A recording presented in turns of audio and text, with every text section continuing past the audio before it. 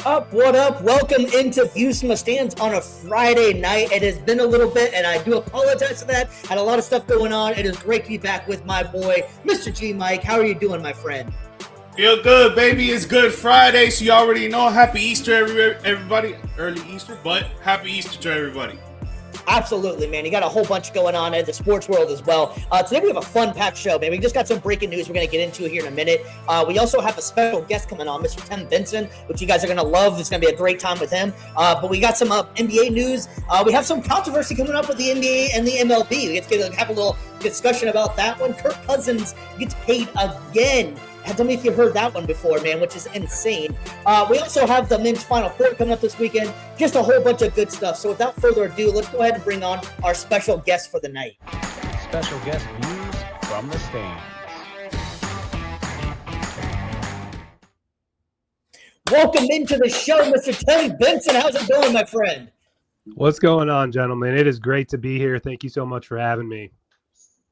Absolutely, man. The pleasure's ours, man. So we like to usually give everybody a couple minutes to explain themselves, where you got going on, what you're promoting, anything what you got going on. So the floor is yours, my friend. Bro, yeah. So I've had a wild career. I started in local media back in the day when that actually mattered. You know, back when like the local TV stations were like how we talked about all this stuff. I'm a Denver native, so I got started out there covering Broncos, Nuggets, Avs, Colorado Buffs football. Loved that, and then moved up to Eugene, Oregon, covered the Ducks and the Oregon State Beavers for a bit. Career's taken all kinds of turns since then. I did sports marketing for a bit. I did some, play-by-play for local high school and college sports. But you know what? I just love chopping it up. I just love talking sports. Whether I had a microphone in front of me, whether you guys were having the show, I would be yapping about this stuff. I would be thinking about this all day. So it's great to be here. Love what you guys do with your show. There's a lot we can discuss today. Like you said, Stevie, there is a ton going on right now, and just excited to be here. Yeah, absolutely, man. That's a hell of a difference going from Denver all the way out to the West Coast out there, man. That's a hell of a transition, man. Yeah. One of our classmates, he actually does local sports over there. His name's Titus Cleveland. Whenever you get a chance, check out. I think it might be CBS. And if it's not, it's one of the local news stations over there. I know that for a fact because he's always covering the Denver Broncos, Denver Nuggets, Colorado. What's the mascot for the Colorado team that Prime coaches for? I forgot the mascot. Oh yeah, the Buffaloes. The Buffaloes. There you go. Yeah, I mean, what did you have to talk about when the Sugar wasn't there at that point? I mean, was there anything that Colorado football did before that, or what? Right, dude. The Buffs media day was rough back then. This was when the Pac-12 was still a thing, and the Buffs were literally, they were going 1-11 every year. Media day was brutal. We're all just kind of sitting there.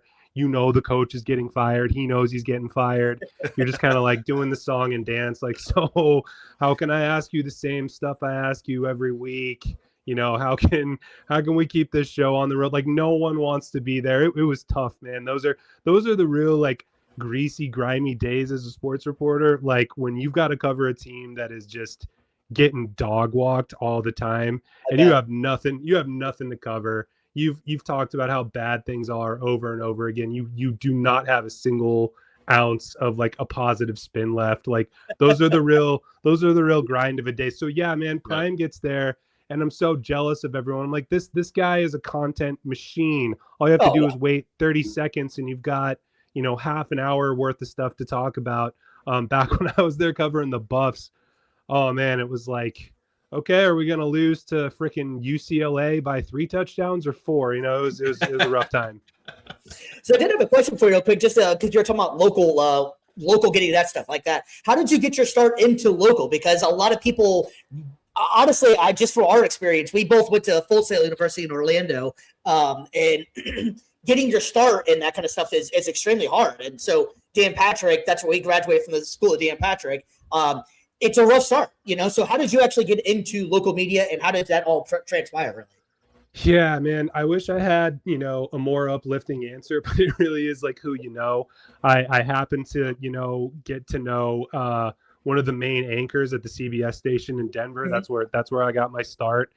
He was kind of a family friend. I bought him coffee one morning and was like, look, I want to do this. I want to try and, work in local media. This sounds cool to me. And I'm a huge sports fan. I could talk all day about, stuff you guys are covering all day, and, got me introduced to some of the producers there, hit it off, did an internship, kind of moved into more and more senior roles. But man, that industry is so crazy because, even back then, this was a long time ago, like the writing was kind of on the wall. Like it just was not making the same money it used to. I can't imagine how things are now.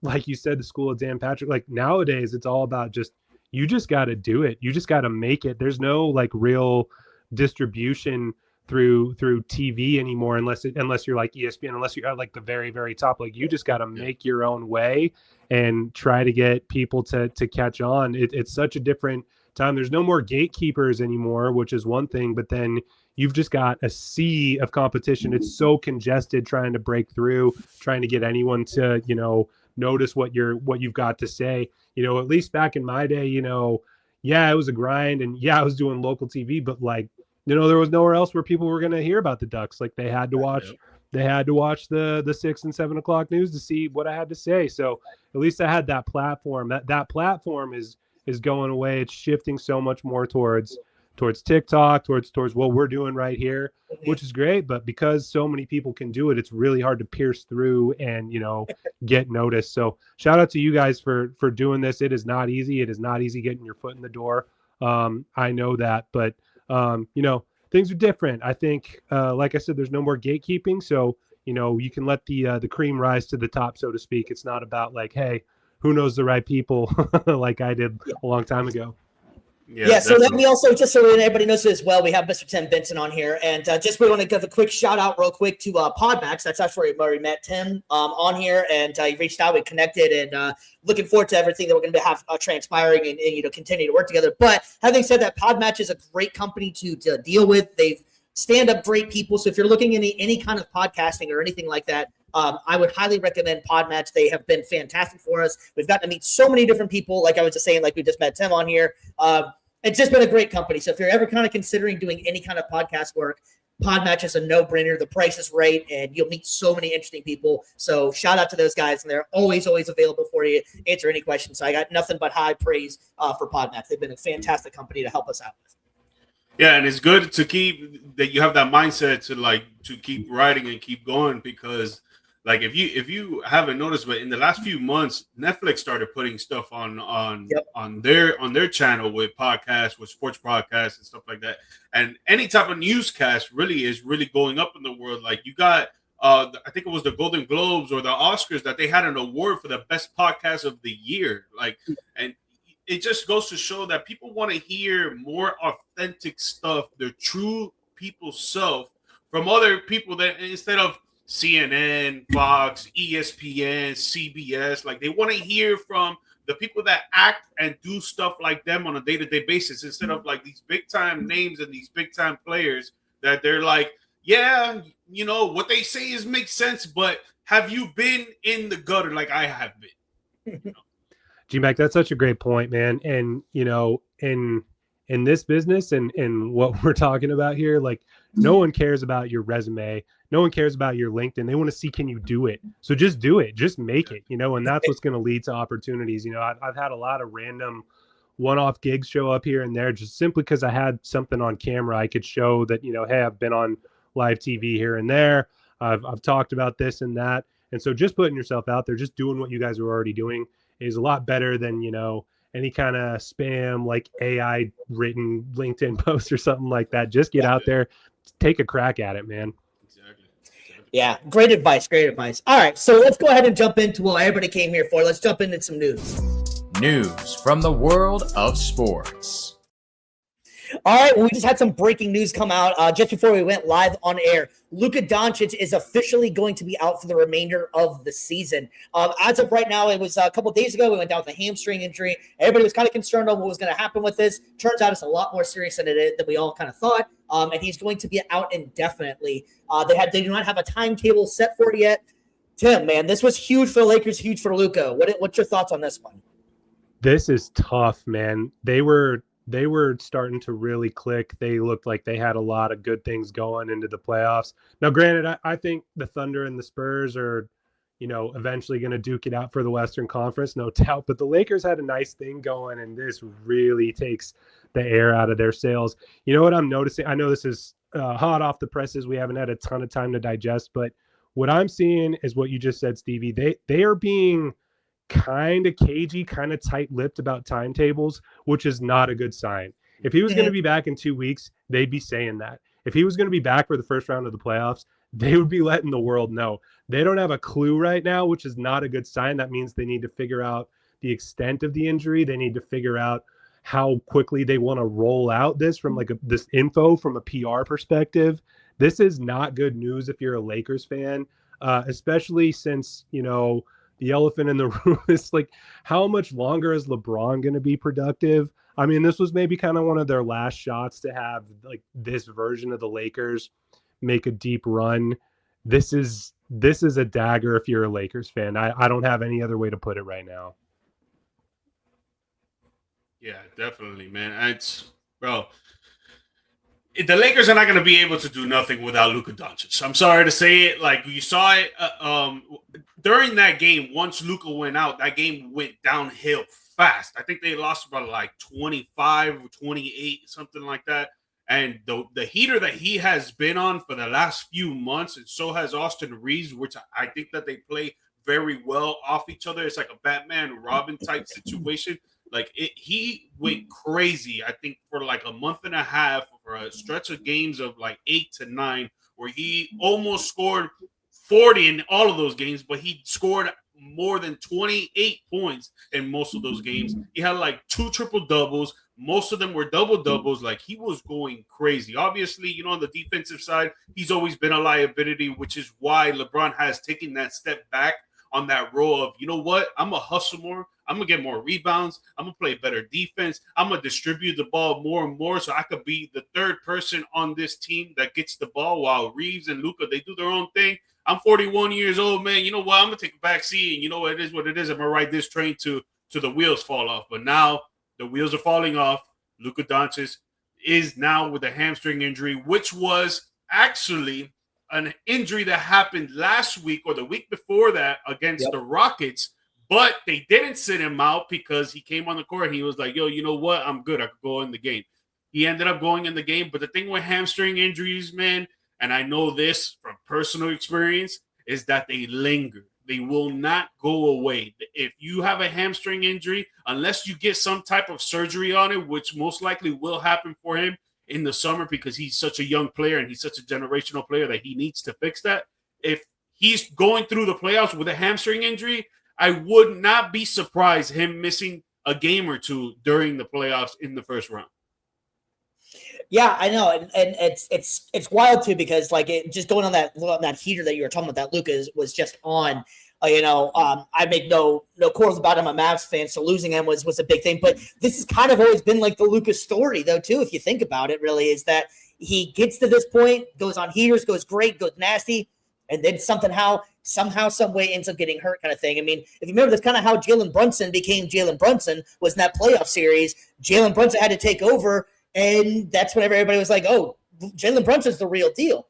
So I hope the best for Luka. I hope he's able to come back because, let's face it, he's one of the most exciting players to watch in the league. And the league is better whenever he's in it. It's such a blow to, like you were saying, Tim, about for the Lakers fans that, man, they really had a little bit of hope left that this could be, like you were saying, the last run on this one. But so what we were saying as well, this brings up the thing that's been a topic coming up a lot more lately is this 65 game span with the NBA MVP. Do you guys think that there should be any kind of tweaks to this one? No pun intended, because most of these guys have been injured. But having said that, GMike, do you think that there should be any kind of rules change to this or anything? Luka Dončić's agent has already said that he's going to be filing a grievance with the NBA saying that it was extreme circumstances and they have to be able to prove it. I guess you're able to actually get 62 games with some sort of extreme circumstances. I don't know if he's going to be able to get proof for it or not. GMike, do you think this is a legit rule and it should be sticking around?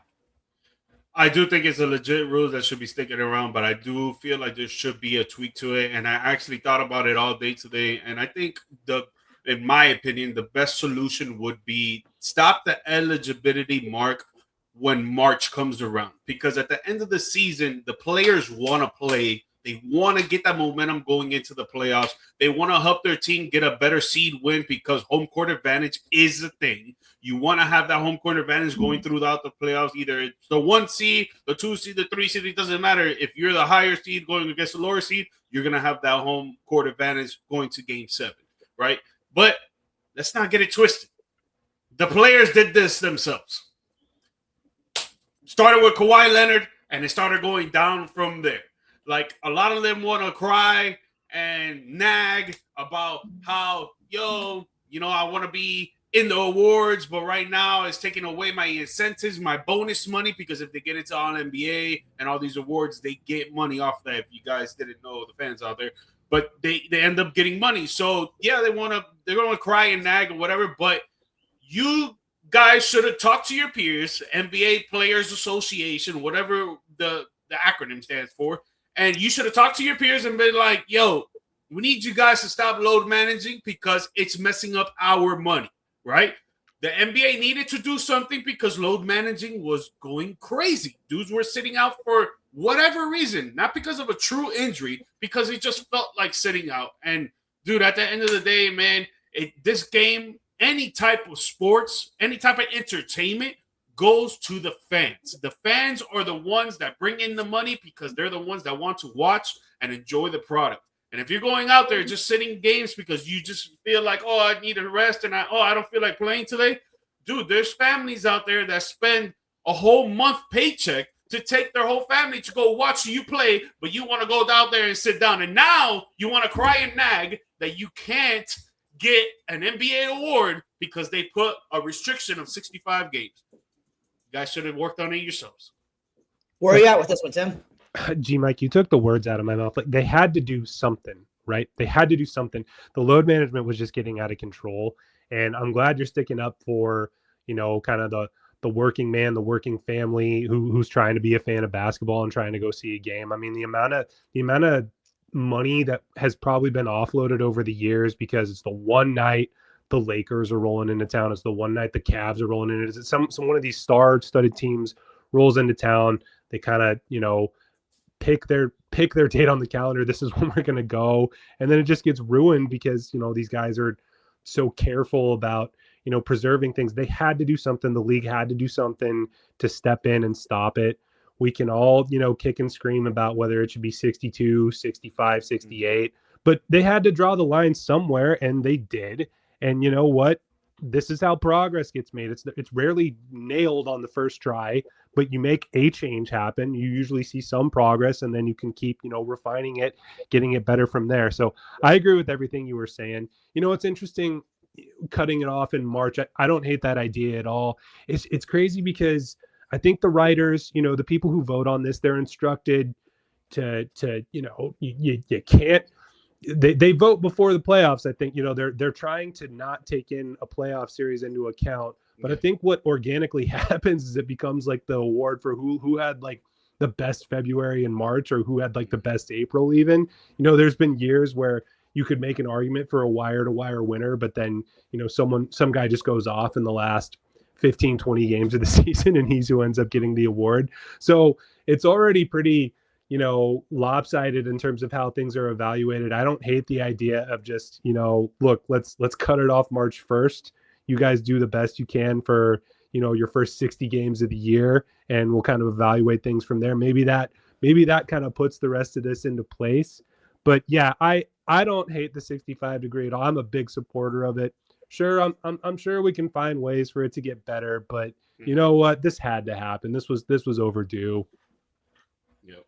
Yeah, so some of the players as of right now, and this is up to date with Luka being out there. So some of the players that are ineligible right now: Luka Dončić, Anthony Edwards, Giannis, Joel Embiid, LeBron James, Steph Curry, Cade Cunningham, Jimmy Butler, Anthony Davis, Trae Young, Sabonis, and John Morant, Jalen Williams.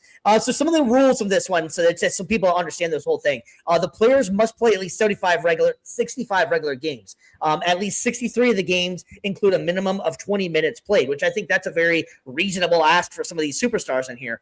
So I do believe that they tried to make some exceptions for things, and I think that the 20 minutes is fine. It's hard to say sometimes because, like you guys were saying, you don't want to see anybody get hurt. And it does come down to sometimes recency bias whenever these guys, like you're saying, that last month also, it's like that's what's only on your mind, and everybody forgets about how October went or all these other ones. So I do think you're right. I think there is room for improvement on it. But I think that it does come down to a game of, if you're able to get to play to get the award, So how are you going to get penalized, or how are you going to get upset about something whenever you're not even playing the whole game? So I agree with you. I think that I would keep it in there. There could be some different changes that if you want to, change it around a little bit, sure. But I think that something like this needs to stay intact because otherwise you guys are going to take complete advantage of it and just have one great month and say I'm the MVP. Yeah. This whole thing, it almost kind of has shades of like back when college players weren't making a dime, and so it had to kind of happen under the table, and there was kind of this unspoken dynamic of like, we don't like this thing, but we're just going to pretend it doesn't exist. It almost kind of feels like the NBA has done that for years to a certain extent, where they just don't want to acknowledge that load management exists. So maybe you go the complete opposite and you lean into it and say, look, if you're, set whatever threshold you want, if you make $30 million a year or something like that, you get 5 designated load management games a year. You have to declare it months in advance or something like that, so you don't get, kind of the working man who gets screwed over trying to go see some of these stars play. Maybe you just say, look, we know this is a thing. We don't want it to cost the average NBA fan tons of money and have them get ripped off.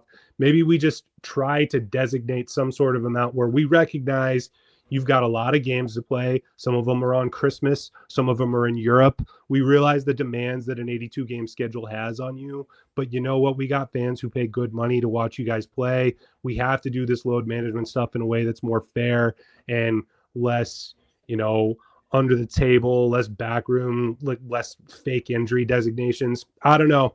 I would explore something like that if I was the league, to just shine a light on some of this, get this more out in the open rather than all this kind of backroom conniving stuff that's been happening for years.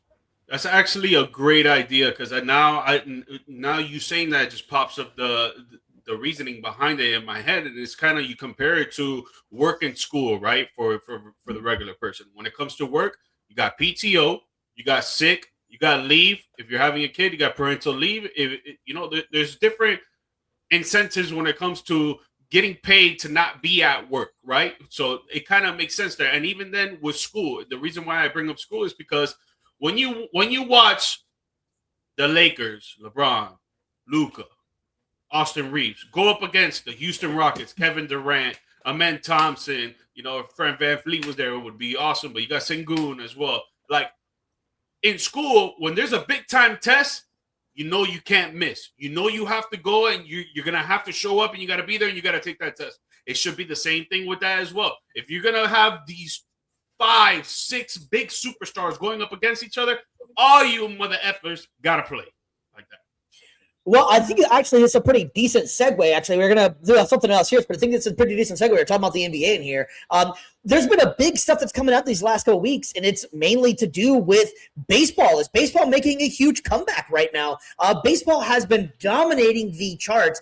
Called the World Baseball Classic, the hangover from that, and everybody's so excited. But what do you guys think about this? I mean, if you look on the graphic we have on the screen here, the World Baseball Classic had about 10.8 million, where the entire NBA Finals had about 10.2 million. And this is just a tournament that really means nothing. Tim, and when you're talking about before, I know you're a big baseball guy. What do you think this is the new trend? Is baseball finally back and taking over the NBA, or is it more of an NBA problem? Let me start by just saying how surprised I am by all this. You could also go back to the World Series last year. I think the last 2 years, the World Series has vastly outperformed the NBA. Game 7? So, yeah, exactly.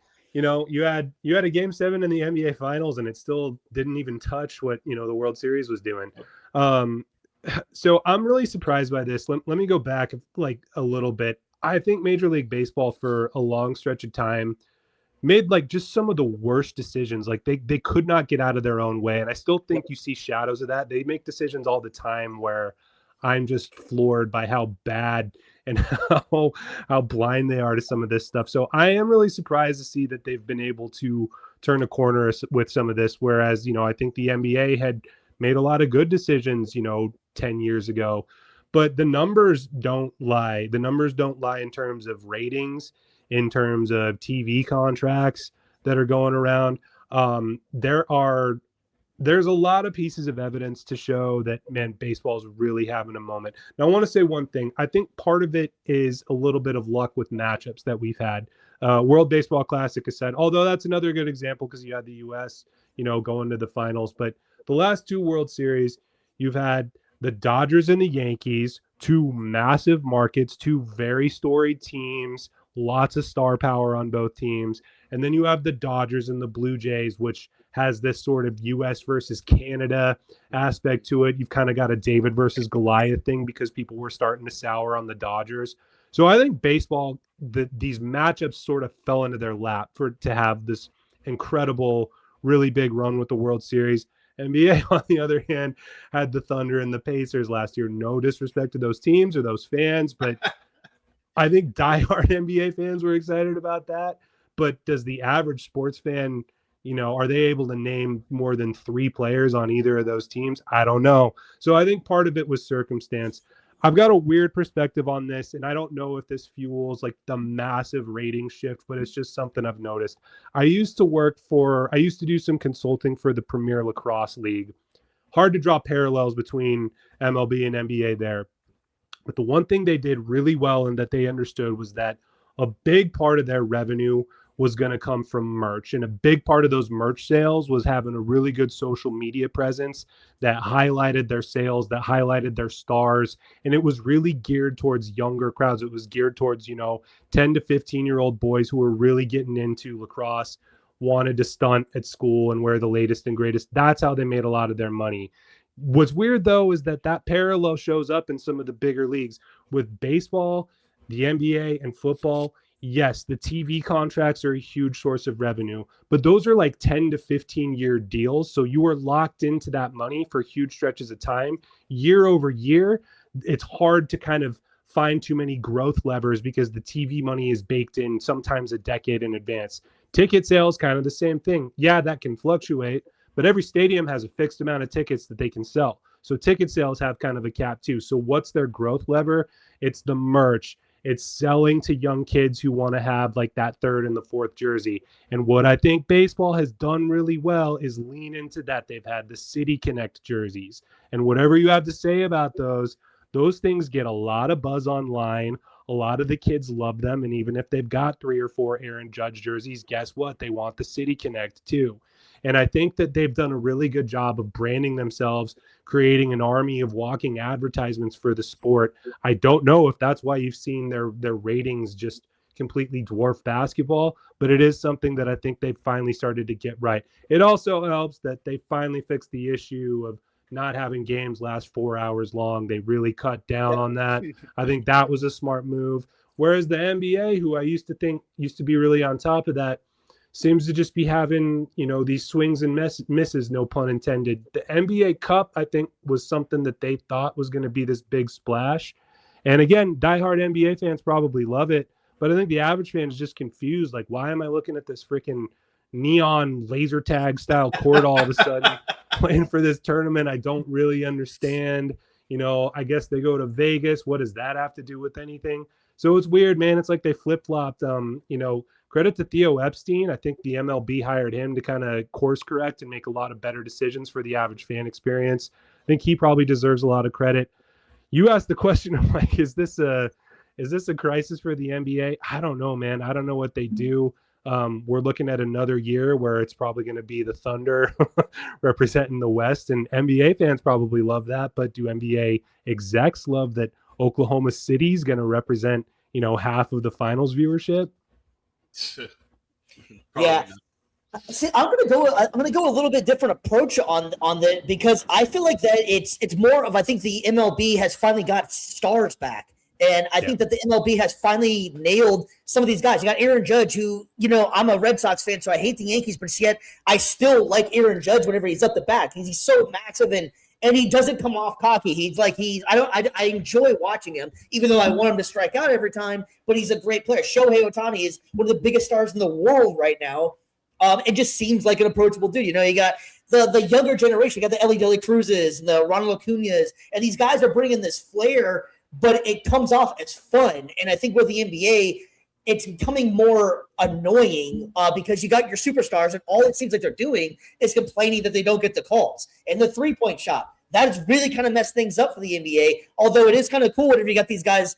There's only one Steph Curry, and everybody wants to be Steph Curry's all of a sudden, and there is only one, and he can make it look really cool, and he can shoot it and all that good stuff, but it's kind of boring for viewership if they keep on missing them. If they're hitting them, it's exciting as hell. But I think that that's a problem, though, is that the product is kind of watered down a little bit right now, and I think they're running out of stars that are relatable, and I think that Victor Wembanyama is going to be such an important person going forward for the NBA because of the attitude that he brings. That dude wants to win so bad, and he reminds me of like that old school generation of basketball players that the old heads and the young heads can both get around. So I think Victor is going to have to wear a cape on his back. Luka should be that guy, but he comes off extremely irritating to anybody that he's not on your team with all the crying and the yelling at the refs and everything like that. Anthony Edwards, if you get him, it's always gone back and forth on here. I find Anthony Edwards just annoyingly overrated, but that's just me. But he is a damn good player. Don't get me wrong. I'm not saying that. I don't buy into the whole that he's the great. Like I don't relate to it. I don't like him. I'm not much like that. I'm trying to think. I said that probably the wrong way, but you get the idea what I'm saying. It's a love-hate kind of thing. I think he's a damn good player. I'm really that established. I think he's good, but it just drives me nuts. But I think it's a star power issue that the NBA is running into, that the Steph Currys are leaving. Love or hate LeBron. LeBron was such a major part of this. But all those guys that they were banking on everything on are all starting to leave and retire. And the younger generation, I don't think there is that guy that people are looking up to right now. Maybe Vic, but Cooper Flag maybe or something. But I think that's a big problem too, is that MLB finally has got stars back again, and it's bringing people back to the parks, and the product has been good. And I think that's the other thing as well, is that the product has been damn good. That World Series last year was one of the best World Series I've ever seen. It was crazy. Even the one before that, with Freddie Freeman, and there was just so many great moments that's like, okay, I can see why people are watching this. I still think the season is too long, but there's also time to improve. The pitch count clock has drastically improved everything, and it's so noticeable now. Whenever you walk up whenever you're watching the game, like, damn, they're already pitching again. So I think that's a big thing, is that star power and MLB finally, and I think you're right, Theo Epstein helping out with everything. And they finally started getting things right. Even the All-Star game is still exciting. Those guys want to win. And I think there's a will. And these guys are making a boatload of money, but yet they're out there playing because they understand it's a kid's game. I think it's because the MLB is listening to their fans and the NBA is not. I feel like the last 4 or 5 years, it's been the same stuff with the NBA, the ticky-tack fouls, the foul baiting, I'm going to start crying if you don't start giving me calls. I can't play hard defense because then the ref is going to give it to this guy and he's going to go through the free throw line 47 times. I mean, shout out to Ben Adebayo scoring 83 points. That's my dog. Always represent Miami. But, dude, 40 free throws is like, wow, man. Like, is it really his fault or is it the ref's fault? That's a whole different conversation that we can have another day. But I just feel like they're not listening to their fans on the stuff that they want to change. And you lost a lot of the old heads, a lot of the new heads. Obviously, I feel like a lot of them love basketball, just like myself and us. I feel like they love basketball and they love the game for sure. But a lot of the old heads are going away from the game because it's just too soft. It really is. It's just too soft. And with the MLB, the old heads always loved baseball, America's pastime, for a reason. And now, to Tim's point, they're going crazy on social media. They're relating to the young fans like crazy. The World Baseball Classic really brought families together, if you really think about it. All these these third world countries that can't do the same things that we do. Venezuela, Ecuador, Honduras, or whatever. I know they weren't in the baseball classic, but DR, like these big time teams for these small time countries came to the United States and started doing their thing. They started playing the offensive game of baseball with so much pride and an excitement that you saw when they go up against USA. They're just there like, and then the Hispanic teams are going crazy, going wild. Even Japanese teams, the Chinese teams, they're going crazy. They're representing their own country.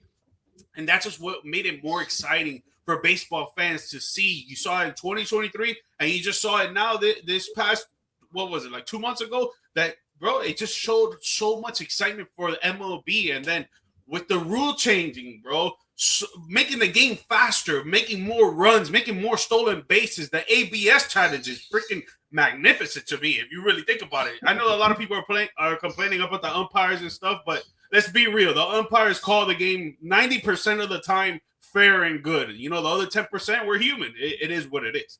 But I want to say like 97% of the time they're right. Exactly. But just to put that on a nutshell, man, the MLB is listening to their fans and the NBA is not, and which is why they are in a crisis. I agree. They really are in a crisis, because if they don't really wake up and start fixing some stuff and letting guys play freaking defense, bro, they're going to lose a lot of money and a lot of fans. I'm glad you brought that up. So I'm going to date myself a little bit here, but I can remember the 2009, I want to say, Game 7 of the NBA Finals. It was Lakers Celtics. You know, it was one of Kobe's last titles. That game was ugly. It was scratching and clawing. I think the final score was like 89 to 82 or something like that. I totally agree that those are the kinds of basketball games that are actual like theater, where there's actual drama and you can feel it, and it's just hard scrap actual basketball being played. You know, I think one thing where I think the NBA probably got this wrong, this might have been an inflection point, was they watched the NFL shift their rules towards more offense because they were making so much off of fantasy football. They were getting so much, you know, good attention, new eyeballs because of all this passing, all these passing yards that were, you know, materializing all of a sudden. They had made changes to, you know, where DBs couldn't get away with as much on passing interference, couldn't hit the quarterback. All of a sudden you see passing yards kind of go through the roof, and that made a lot of the fantasy owners happy. The NBA tried to follow suit, but what's happened is exactly what you're describing, GMike. It's not a better product. It's just more opportunities to go to the free throw line. The players are smart. They've figured it out. It's less of an entertaining product in the name of just more points on the board. I don't know what we do to fix that. Maybe gambling is going to fill that void, and we just start, you know, finding different prop bets that tilt the scales and tilt the rules towards a more entertaining product. But I completely agree. The game's not what it was, you know, 15 or 20 years ago. I think that's why the old heads prefer college basketball, is because it's more of an actual game being played and less gamesmanship, where you're just trying to draw a foul any way you can, shoot 40 free throws a game. Yeah, insane. Yeah, and I want to go back to a little bit with baseball as well. As I think the effort is there as well, and I know that the NBA is trying to figure out their All-Star weekend and all that good stuff, and it got a little bit better this year. That tournament thing was still confusing, but you had some players that were trying to take it a little bit more serious. But the home run derby still is awesome, and they were able to. They made it a little bit shorter. They did it with the timeouts and all that stuff. It still is awesome what these guys are able to do, because it is still one of the hardest things to do to hit a baseball. I don't care what anybody says. Golf ball, baseball, those are some hard sports to play. So to see these guys just absolutely crush balls out there, that is a great thing. And I think that the effort comes back into it as well, because that they want to win that All-Star game, and they represent it. And it's not for like a huge amounts of money or anything. It's about pride, and they really do appreciate what they have and what they got going on. So I think that baseball is just in a better spot right now. The young players are doing really well, and it's just clicking right now. I haven't been this excited about baseball in quite some time. It might just, like we were saying before, maybe because of doing that post-World Baseball Classic. But even going back to that World Baseball Classic, it was great because you took a game that was pretty meaningless. I mean, it means nothing to anybody except for pride, but that was such huge ratings, and I was dying to watch the next week. Italy was a great story, Australia was a cool story. You got these guys that really just want to play. And like, I loved how all the players were talking about this is such an important thing to do for your country. It was awesome. It was awesome to see. So I think that's a lot to do with it as well, is just effort and pride in it. And I think the NBA players kind of somewhat take it for granted that they're so athletic and so great at what they do that it just doesn't seem like they really care as much sometimes until the playoffs start. Playoff basketball is the stories for the most part. But it just seems like baseball, they want it more. Oh, the World Baseball Classic was great. I'm so glad that tournament ended like 2 weeks ago, and like I'm still thinking about it a lot. That was such a great tournament. Yeah. Remember that Czech pitcher who was like an electrician full time and plays baseball as a hobby, but every 3 years gets to pitch against Shohei Ohtani. Yeah, how great was that?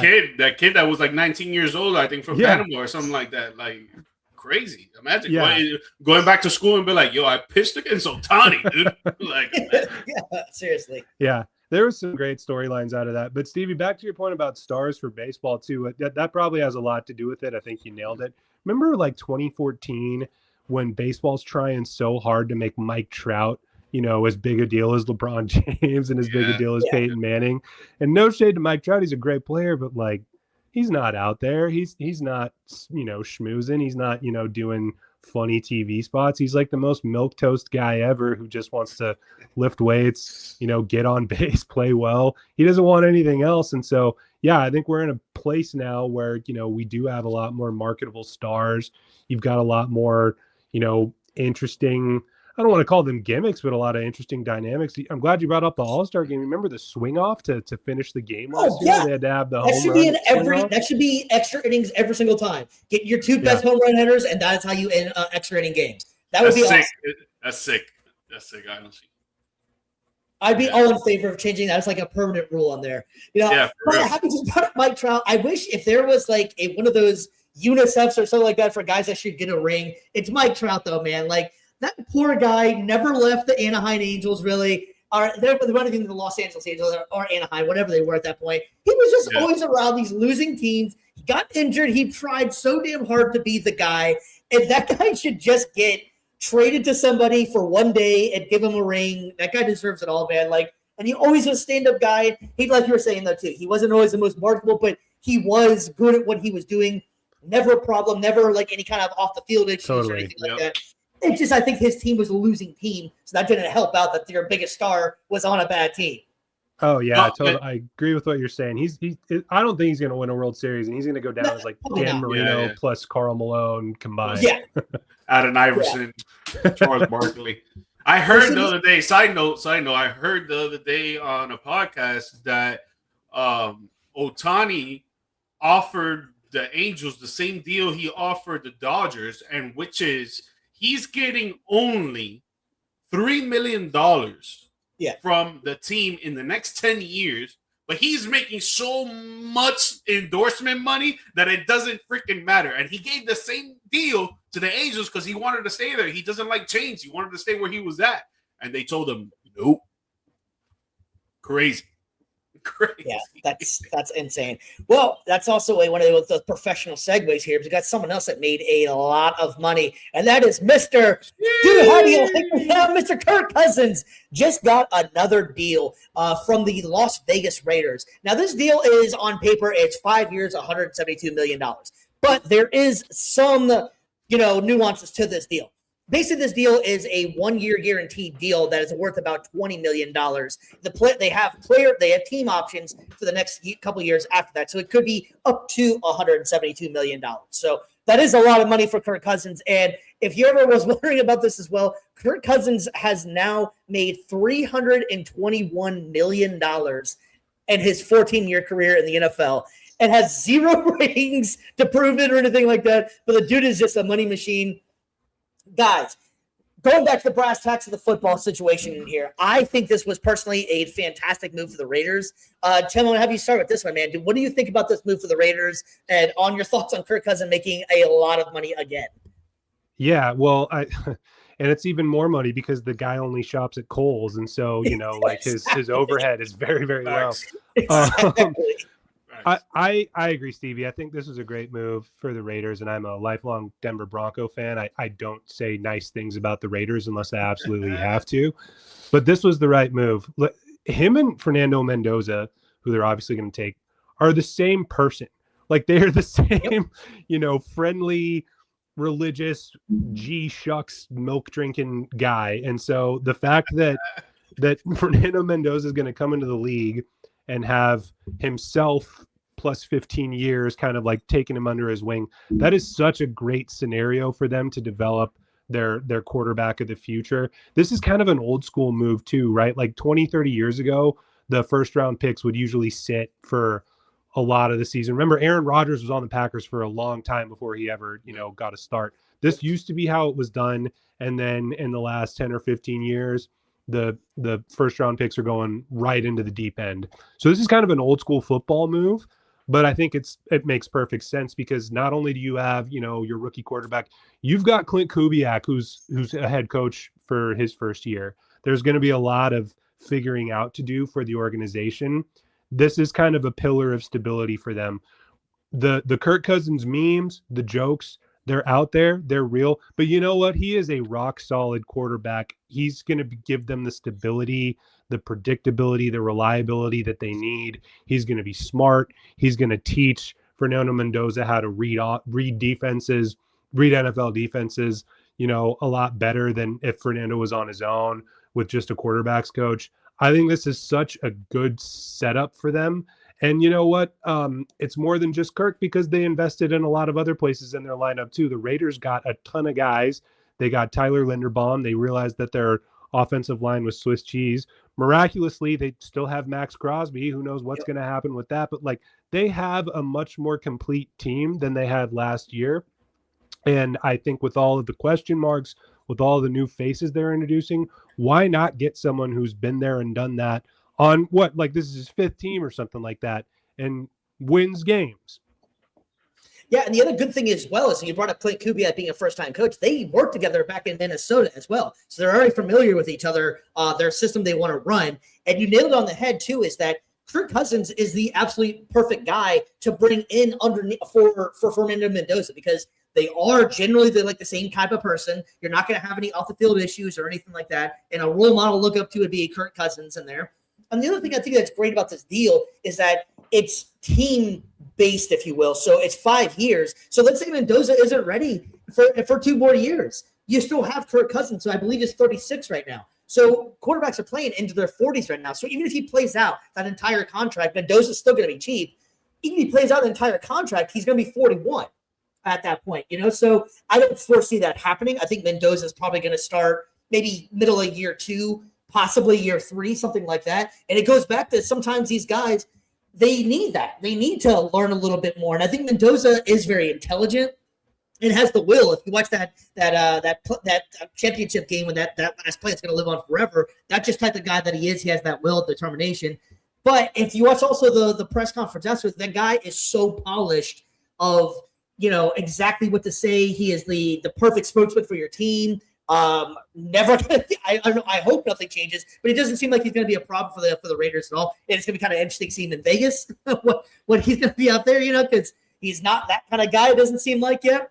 But I think this move is absolutely brilliant for the Raiders, and maybe that's the Tom Brady influence finally that they're like, hey, Brady in that same situation. Brady was drafted. They had Drew Bledsoe. That's right. So that's right. This sounds almost kind of like the same kind of guy in there, So, GMike, are you excited for Kirk Cousins making another payday, or what's your thoughts on this one, brother? Man, shout out to Kirk Cousins and his agent for being the biggest finessers ever, surpassing Ben Simmons, ex-Philadelphia 76er. Because, man, the guy has only won 1 playoff game. Yes, he has a lot of regular season wins, and I do agree that he is a good quarterback, 100%. I think it's a good idea to bring him in and let Mendoza learn under him. I think that's what is going to be the move. I still think they draft Mendoza. I don't think they trade away from it.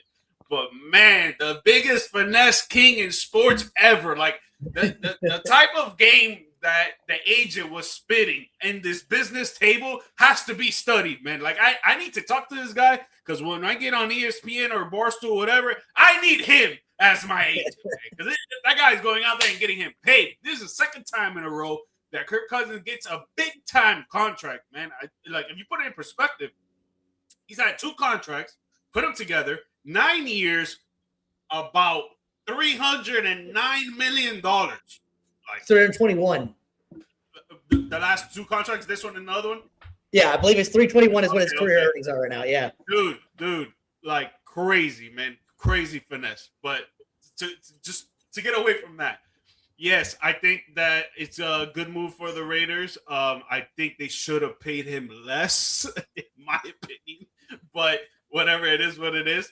It's going to be a good move for them, for Mendoza to learn under him for sure. I think he's a good winning quarterback. He still has to prove himself in the playoff perspective, but that could be, some players, some athletes, like if you guys have played sports before, you get to a certain level, you can't reach the other threshold. It happens. Not everybody can be the Tom Brady's, the LeBron James, the Michael Jordans, the Otanis and stuff like that. So some people just reach their threshold, but I think this right here is what really brings value for Kirk Cousins, because I think he's very intelligent and he goes out there and he learns. If you watch the Netflix series Quarterback, he was actually in both seasons of that series. Yeah.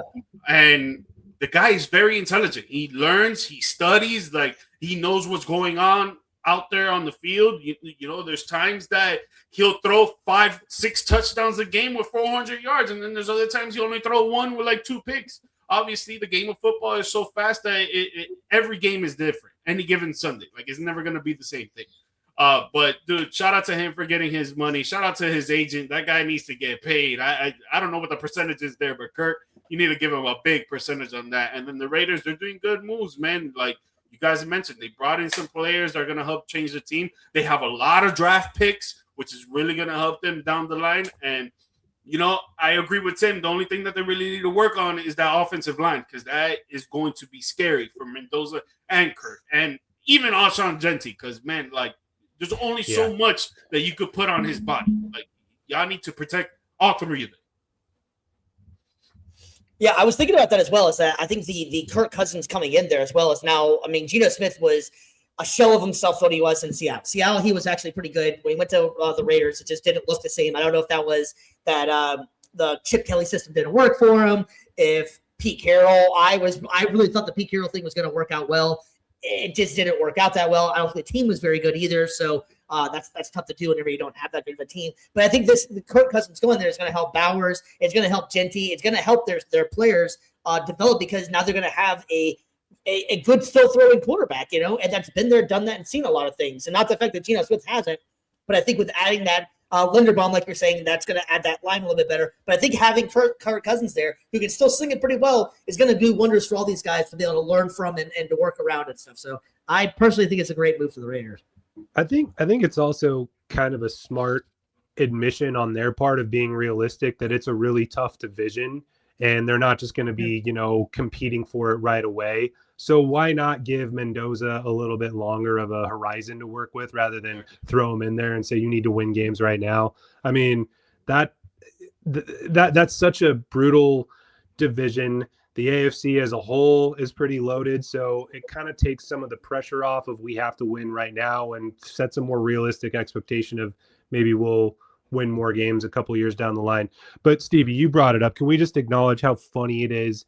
This is objectively the funniest pick for Vegas quarterbacks, freaking Cousins and Mendoza. I can only picture like the team dinners, at the Bellagio or something, everyone getting $30,000 bottles of wine. And then you got Cousins and Mendoza on their end of the table drinking milk or something. Can I get tapped? Yeah. Right. Yeah. So yeah, that is definitely interesting for sure. Yeah, bizarre fit maybe culturally, but football wise, pretty hard to argue. Yeah. I mean, essentially they're paying Kirk Cousins to pretty much get beat up behind that offensive line and let Mendoza lift some weights. He's a little bit smaller, I think, in which it's just going to take some time. He'll bulk up, but I think that he's eventually going to be really good. I have a lot of faith in Mendoza. I just like his presence and the way it seems like he's processes the field, and he seems like a true winner and a guy that wants to try and work hard, and he doesn't seem like someone that's scared to work hard either. So I think he's going to be a good pick.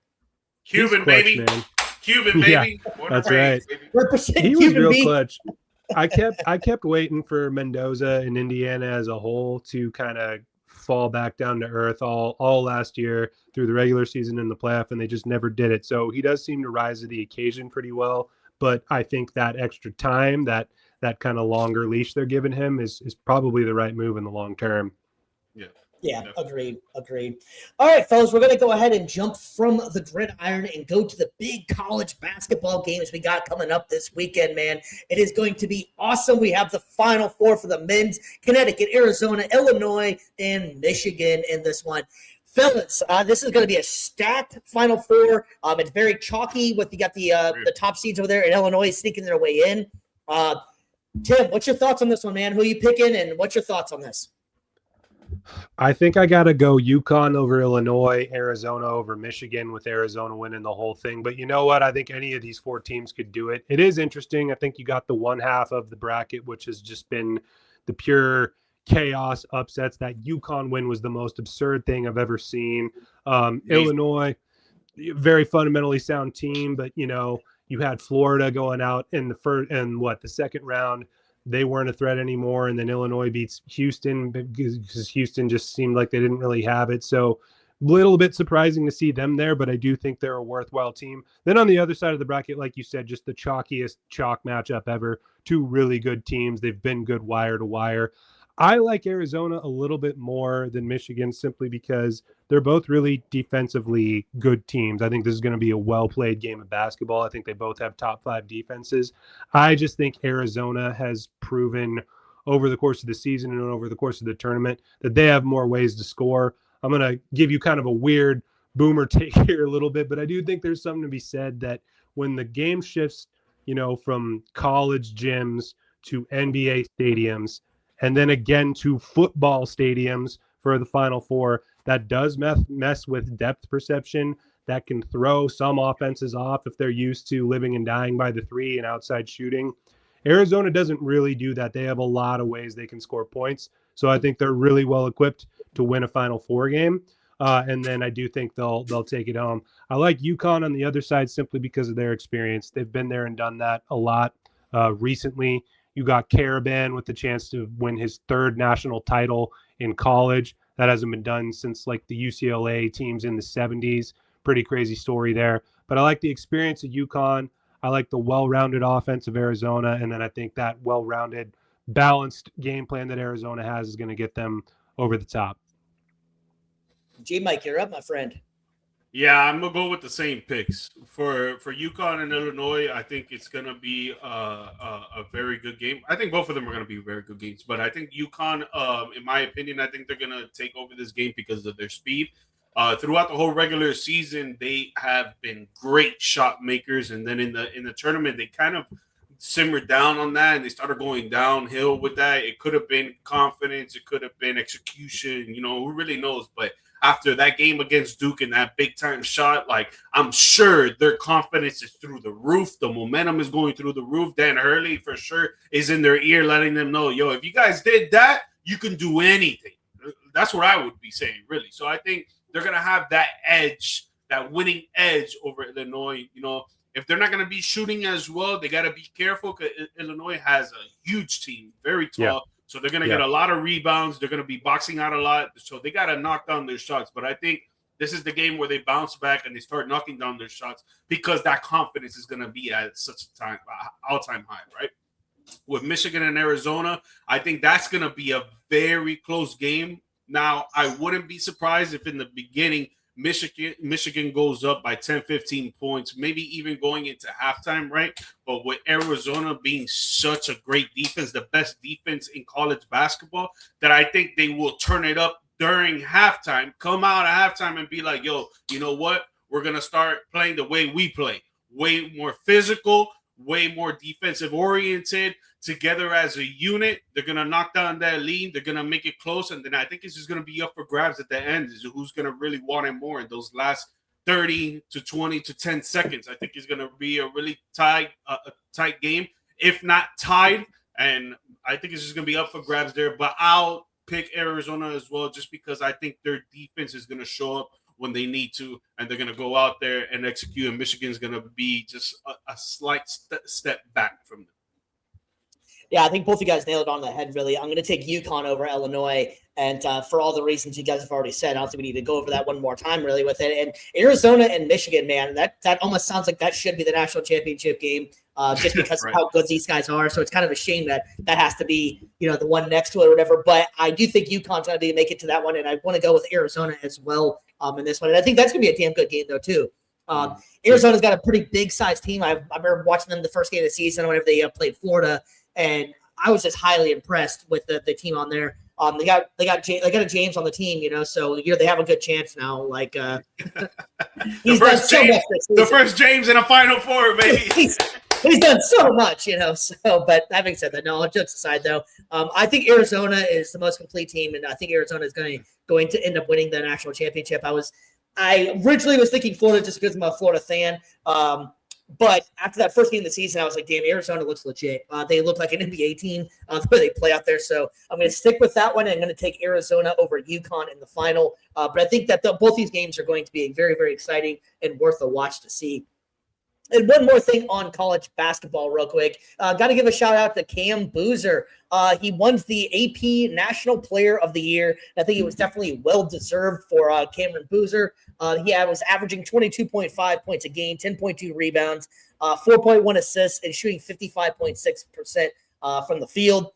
What do you guys think he's going to end up as far as the draft goes? Because the NBA is kind of weird when it comes to players of the year. Usually, like the Heisman winner is almost like the consensus. Most likely, he's probably going to be like the number one pick in the NFL. With basketball, Jalen Brunson, I brought him up already. Jalen Brunson didn't go to the Mavs to the second round, and he was the player of the year that same year. So it's kind of interesting how that kind of plays out. Do you guys have a certain team you'd like to see him go, or do you think he's going to go pretty high? GMike, what's your thoughts on Cam Boozer? I think he's going to go high. I think it just all depends on who wins the lottery and who gets the second pick and the third pick. I think he's going to be a top 3 pick for sure. But I could see him, and I think that he would help out their team a lot. It would be the Brooklyn Nets. I think it would be a great spot for him, really. You got who's probably going to be first? So maybe New Orleans or Indiana Pacers. I think right there with the Indiana Pacers, with Pascal Siakam there and how big their team is, it's not going to really play well for them. I think it would be better for them to go with AJ. I always butcher his last name, but AJ from BYU, I think it would be better for them to go there with, Halliburton coming back. He's going to be running the floor. He's going to be being the facilitator on the offense, where you could get a good wing, 6'9" wing, very athletic, a good shooter, a good defensive player that to match up with Halliburton there and with Siakam. I think that would be a good placement. But I like Carlos Boozer on the Brooklyn Nets. He'll help him with the front court, and it'll help him with their post abilities, because he's a great back to the basket player. Yeah, that's spot on. It's tough to tell a team. It's all going to depend on those envelopes, right? I know they're not ping pong balls anymore. It's all going to depend on who ends up where.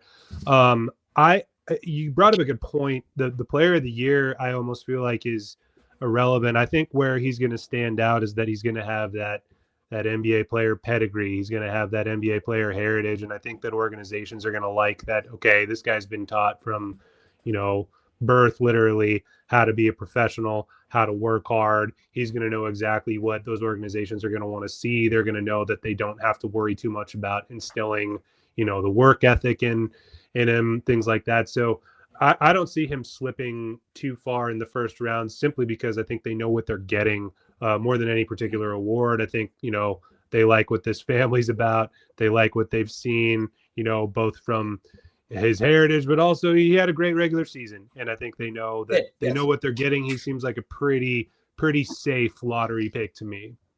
Yeah, him and his brother. I think his brother's going to be great too. So I like you were saying before, seems like the basketball family and both kids seem like they're got their head on the right shoulders, and they're already doing the commercials together, trying to make it light of everything. So shout out to them for doing that. I think it's pretty good. I was looking at a couple of mocks, and like you were saying as well, Gene, like that.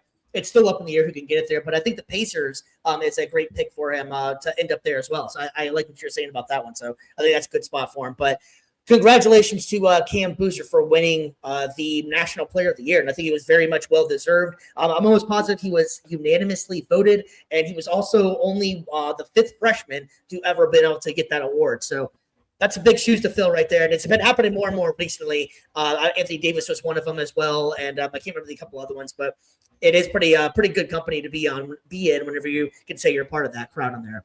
All right, fellas. You saw who got Coach of the Year? Yes, sir. Yes, sir. Yes, sir. Okay, fair enough. Yeah. Had to throw that one in there one more time, huh? You gotta represent the U, baby. There we go. All right, fellas, we got one more segment, and that's going to be our down bad the date for the night. It's time for the Down Bad Debate. All right, Mr. GMike, I'm going to have you take the reins on this one here, man. You're the one that kind of brought the light to me in this one. I didn't really know much about it, so let the people know what we got going on here and explain this nonsense we have going on.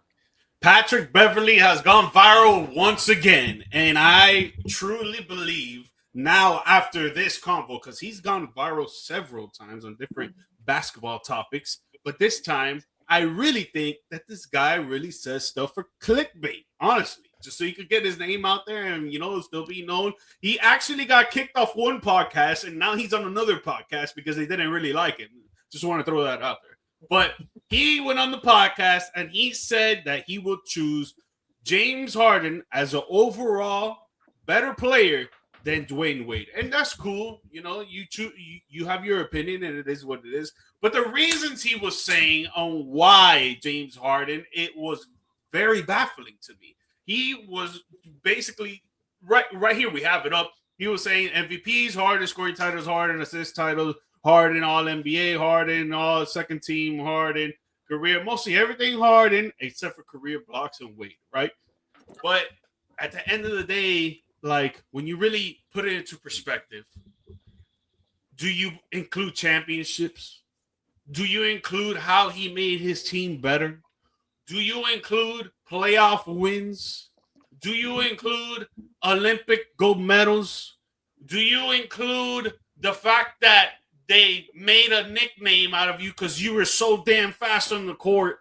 Do you include that you won an NBA title in your third year and the other guy never won an NBA title?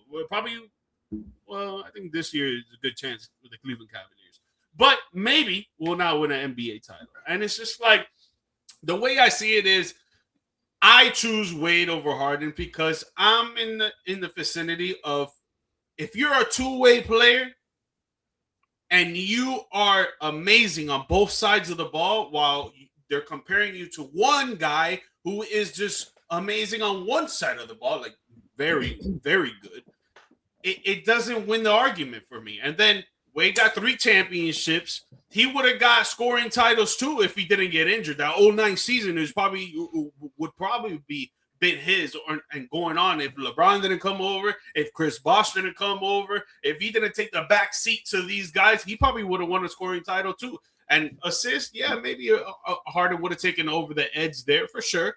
But just being a two-way player and showing that dominance and showing that effectiveness to win and giving so much effort too, because there's a lot of times that Harden does not give that effort. It's very baffling to me that he would choose Harden over Wade. And I think it's because of several reasons, but it is what it is. That's his opinion. But I want to hear your guys' opinion on it. Who would you choose? Dwyane Wade or James Harden? I would pick Dwyane Wade in a heartbeat. Look, James Harden is like the perfect guy to summarize everything we've talked about today. You mentioned the finesse lord of football. You know who the finesse lord of basketball has been? It's been James Harden. You know who has, led to a lot of the debate and the discourse around load management? It's been James Harden. Who has contributed to the style of NBA play being degraded and just all about getting fouls? It's been James Harden. And so I got to go with DWade. Look, Pat Bev knows what he's doing. He is a elite troll at this point. He knows how to get attention, how to get, his thoughts out there and viral. But I think everything you said, GMike, is perfect for DWade. Look, the guy was, a consummate team player, a consummate leader. Did he have help on the teams where he won championships? Absolutely. But James Harden's had plenty of help on his teams too, and he has one trip to the finals to show for it, if my memory serves me. But who did they lose to? That's right. That's right. They lost to DWade. So I got to go with him.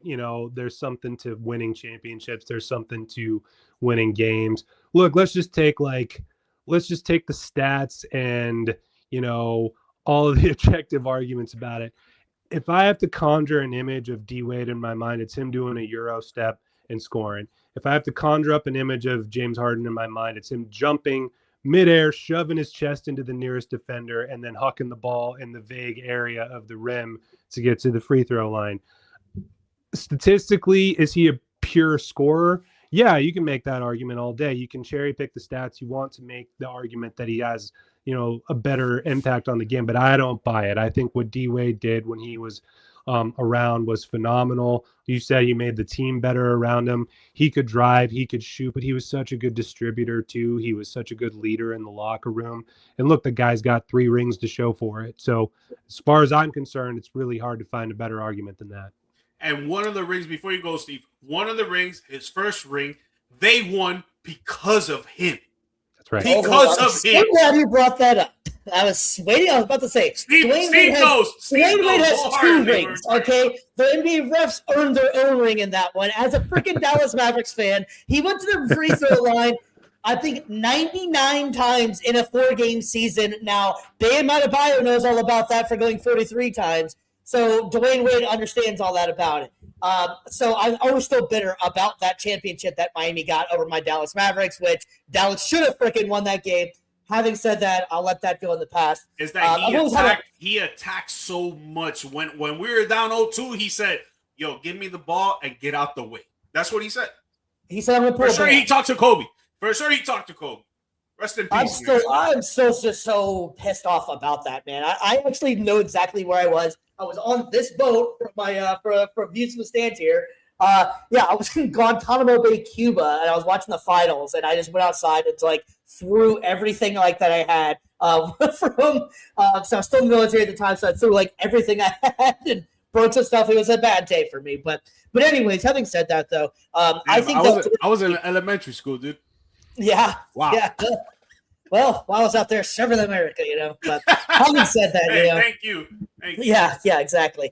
But I think that the argument in this one is Dwyane Wade is an overall better player than James Harden is, I think. But I think if you want to take a catalyst to what Patrick Beverley is talking about, if this was like a March Madness tournament, I would take James Harden in a 1-game series over Dwyane Wade because of the way James Harden is able to score. Now, if you want a better overall season, a better overall player, it's Dwyane Wade. But if you're looking as a better seasonal player, just regular season, I think you have to kind of give it to James Harden because he's able to do more than Dwyane Wade in the regular season. Postseason Dwyane Wade, I was just bitching about it. Dwyane Wade in the postseason is another animal. Let's face it, he was one of the faces of USA basketball at that time too. He was so many things that he did to Miami, even GMike, about that whenever he jumped up on the scorer's table and said, "This is my house." Little moments like that has been very few and far between with James Harden. James Harden had some great highlight moves, but overall impact on the team and everything, I would have to give it to Dwyane Wade again on that one. So I understand what you were saying about what Patrick Beverley is trying to do, and he's very smart at what he does. Gets us talking about it, gets people talking about it, keeps his name relevant in the media and whatever it is that he's got going on. But I think the fact is that Dwyane Wade overall, I think, has a better career, championships just overall. But James Harden, I think, would probably be a better regular season player if you want to go in that aspect of it, what he's talking about. So I would take Dwyane Wade over James Harden. Just to clarify right quick, Wade made a Final Four, Harden did it. Yeah. That's fair enough. All I was saying is that if you would take a 1-game sample, if you had to have James Harden or Dwyane Wade kind of thing, clutch wise it would be Dwyane Wade. But I think overall, who would be able to probably dominate the game more, I think it would be probably James Harden in there. They're both great players for sure. Absolutely. And I think I liked what Dwyane Wade's point was that you can't necessarily say that someone's better than the other person is without having them actually in different circumstances, and Dwyane Wade is older than James Harden as well, so I still find it mind-boggling that Durant, Westbrook, and Ibaka and all of those guys were all on that Oklahoma City team and they couldn't win. Still, it's just mind-boggling to me that they lost. My Mavs beat them in the one year that I thought that everybody thought they were going to win. And then they win the championship that same year. But having said that, man, like it's just crazy to me still that still hasn't happened. And if you go back to it as well, is that Harden has bounced around teams, and they have, besides this Cleveland thing, which waiting for the rug to fall out, it has been progressively worse for the team every time he's gone there. Great player. I'm not saying like he's a bad player, so I don't want to like make it come off as that. But James Harden hasn't really been the sole reason anybody's been winning on a winning team. Dwyane Wade can easily say that for the Miami Heat, even though they did have, Shaq at one point, Lonzo Moore, all these other guys. Dwyane Wade was the focal point of those teams, though.